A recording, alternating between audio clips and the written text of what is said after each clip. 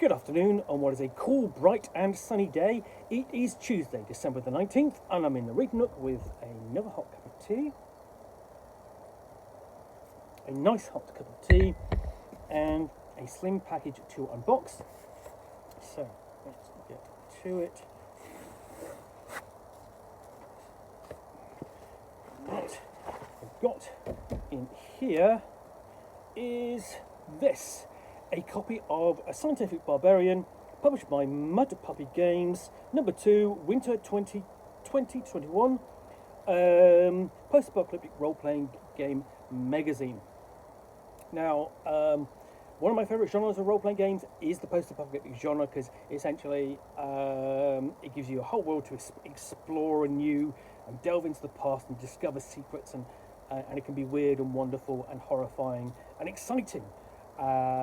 So I do like things like Mutant Year Zero, and I like Mutant Crawl Classics. Are basically probably my favourite two post-apocalyptic role-playing games at the moment. So this tends to support Mutant Crawl Classics, which is no bad thing. It deserves plenty of support. It's a lot of fun. So starting in this issue of Scientific Barbarian, the adventures of John Darkeye, the good thief. Who's that? An all-new concept in the comic strip format. The gameable comic. What's that? Sorry, but telling would betray the GM's code. You're going to need a higher initiative roll for that, like looking inside the issue. Retro future full edition from Smith. Digital copies include the full colour comic. So we open up. We've got a busy contents page.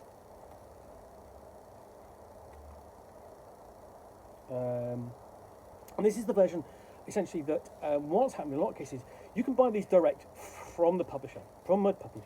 But in many cases, they've made them available for print here in the UK via Amazon, which is how I got this one, because the import is a pain in the proverbial, as they say. And the printing is fine.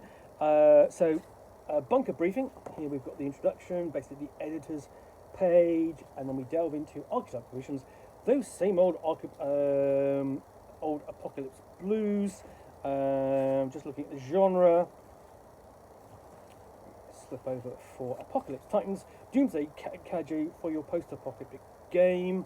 Now it's interesting that the latest release for Mutant Crawl Classics, published for Free RPG Day last June, did actually involve a kaiju, and there was absolutely nothing the player characters could actually do to defeat it, at least not physically. They literally had to go and switch it off to unpower it.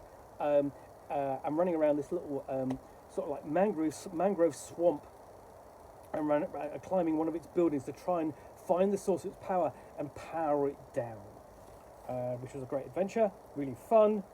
And then we've got the MASH game, essentially, which is mixing the post-apocalyptic with the kaiju genre.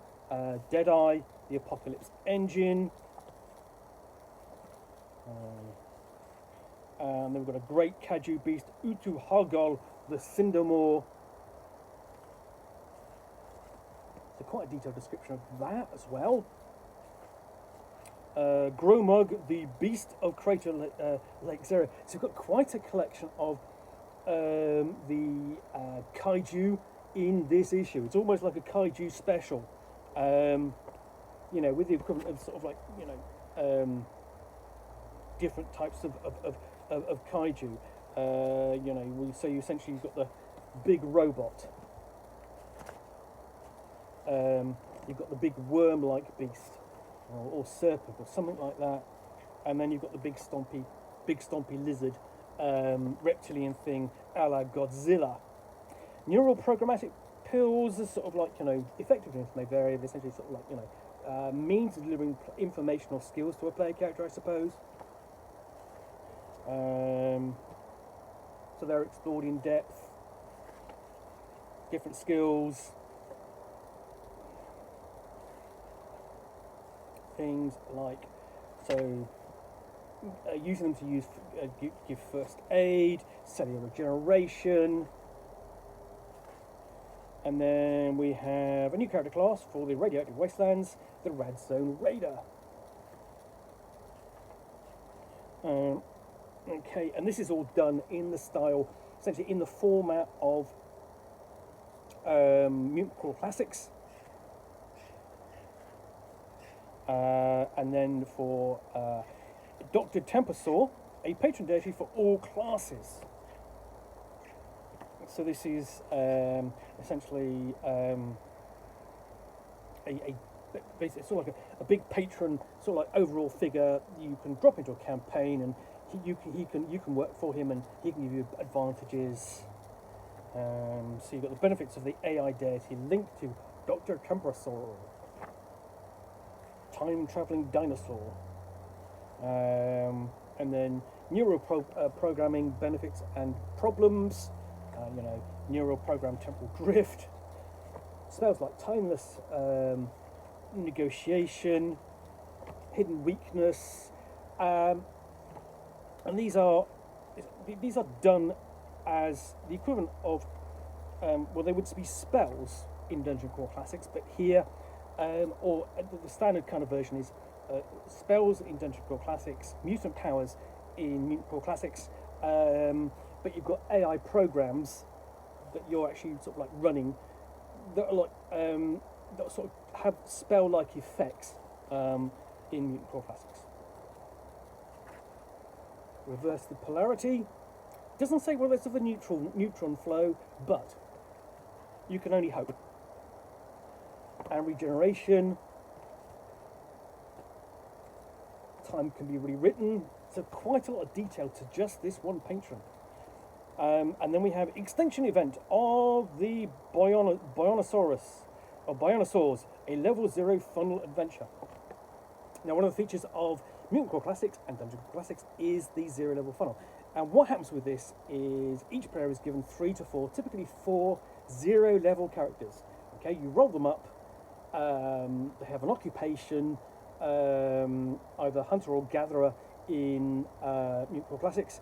Might be something else in Dungeon Crawl Classics. There's more options, but and that's it really.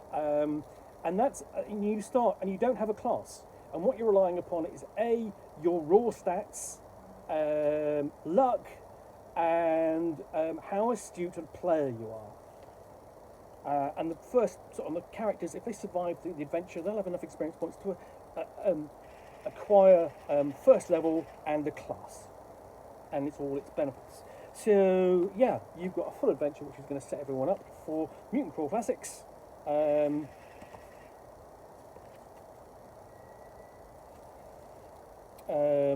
And then you've got extinction event of the Bionosaurs, an orbital genetics lab which they'll visit.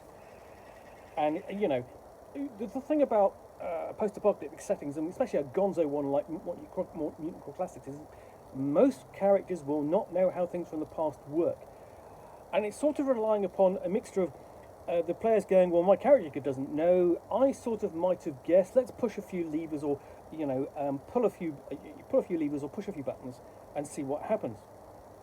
So and you hear random things like, so you drank it tables, you've got a bunch of not potions, but different liquids and solutions and things like that.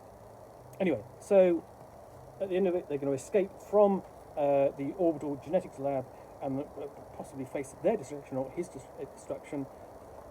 And discussion of the aftermath. There's some new creatures, like a gamma squirrel, a raptor-chrome, Rex bot, robot dragon amalgam,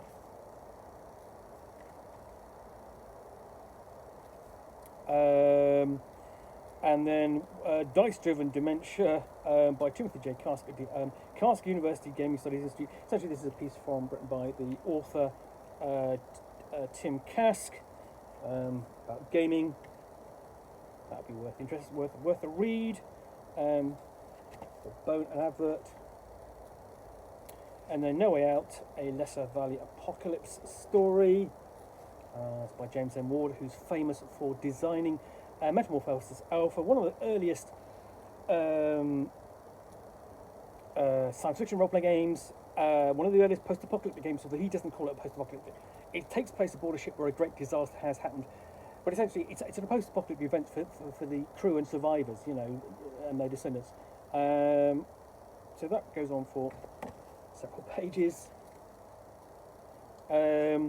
Creature cryptology, cryptic creatures decrypted. So we have a a Vecnoid, basically far future version of the Vecna, and then retro review, looking at a couple of movies.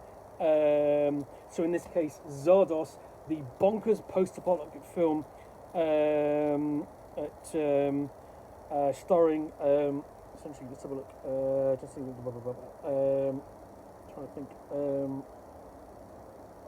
let's have a look, John Borman, directed by John Borman, but famously starring Sean Connery running around with classic 70s sort of like Zapata style moustache, longish hair, and a red nappy, and over the lands of Ireland, this is Zardos. This giant floating head would wander. So this is fascinating. I'm going to really be interested to see what the author here says about the film Zardos. It is utterly bonkers. We've got a couple of cartoons, some cartoons there, and more cartoon strips. And then John Darko, The Last Good Thief, which is sort of like the playable little comic book promised on the back cover. So, essentially, the great thing is that Scientific Barbarian is now available on print on demand here in the UK via Amazon, which is absolutely fantastic. And there are a couple of other titles as well, which I'm going to be getting on that printed demand as well. In the meantime, this has actually been a pleasure to look through. I really enjoyed this, and I'm going to look forward to giving a review in due course. So, in the meantime, thanks for watching another unboxing in the Nook. If you've enjoyed this, then please do click on the like button down below. And of course, if you've got any comments or feedback, I do appreciate you taking the time to post those. And lastly, if you want to be alerted to get more unboxings in the Nook, where you will see me out here with a package containing a book or game, or in this case, a Megazine devoted to post-apocalyptic role-playing games, which I will unbox and chat about to the best extent of my knowledge, all of course accompanied by a nice hot cup of tea. And I definitely need a fresh one. Then please do click on the subscribe button down below. Thanks again for watching another unboxing in the Nook. I will be back again soon with another one. Bye for now.